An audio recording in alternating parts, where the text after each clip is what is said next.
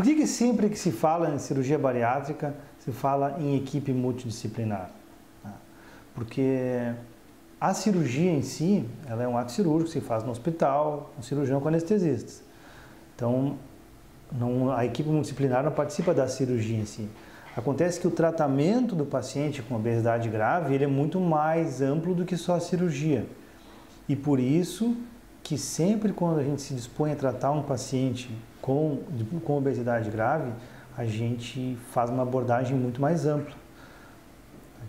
E aí que entra a equipe multidisciplinar, que conta não só com o cirurgião, que vai avaliar o paciente, ver se ele tem indicação de cirurgia, ver se ele tem condições cirúrgicas, o anestesista, que vai ver se ele tem condições anestésicas, mas também um psicólogo ou psiquiatra que vai cuidar da parte de saúde mental desse paciente, já que a gente vai fazer uma intervenção que mexe em vários outros aspectos da vida social do paciente. Então a gente tem que preparar o paciente para o que vai acontecer e depois acompanhá-lo nas mudanças que acontecem de uma maneira meio, a gente pode até dizer, meio radicais no início, né? A maneira como o paciente se alimenta, ela deve mudar também radicalmente. Por quê? Porque apesar do paciente poder fazer uma dieta antes da cirurgia e se preparar, depois da cirurgia as mudanças são muito mais intensas. Então, se não tiver um profissional da nutrição, um nutricionista, que prepare o paciente para isso, vai ser muito mais difícil ele passar por isso e pode ser que, inclusive, que os resultados não sejam tão bons. E depois da cirurgia, claro, orientando passo a passo a progressão, como se adaptar com essa vida nova.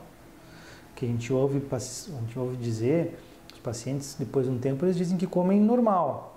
Comer normal significa que eles comem as mesmas coisas, né? Como senta numa mesa, come arroz, feijão, salada, carne, mas até chegar nesse ponto ele tem que ser orientado como que ele vai se comportar, né, depois da cirurgia bariátrica.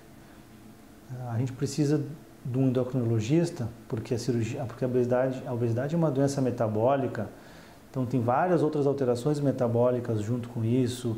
Muitos pacientes têm diabetes, então as coisas têm que ser bem compensadas antes da cirurgia para que o paciente passe pela cirurgia com menor risco e depois tem que ter um profissional desse para acompanhar o paciente até a resolução desses problemas, né, se tudo der certo.